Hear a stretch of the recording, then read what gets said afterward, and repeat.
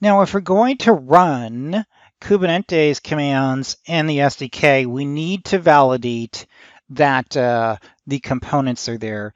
And to simply do that, you would just do a Gcloud components list, and this would tell you the components that are available.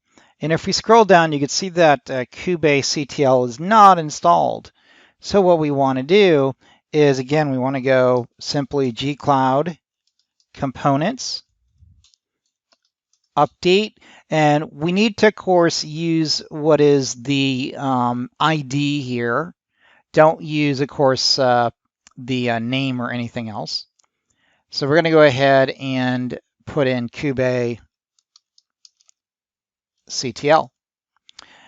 And that's going to say we're going to install those new components. Do you really want to do this? Go yes. And that will go ahead and proceed and install the components. And you'll see it'll pop up another window. And you'll get this little question again saying, are you sure you want to do this? And you can see that it's going to update a specific version. It's telling you the version and the size.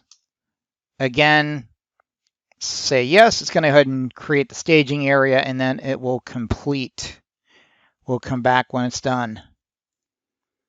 Okay, so it completed. We simply hit continue, and it will bring us back to the SDK. And we'll just validate that it's installed. We want to go Gcloud components and list.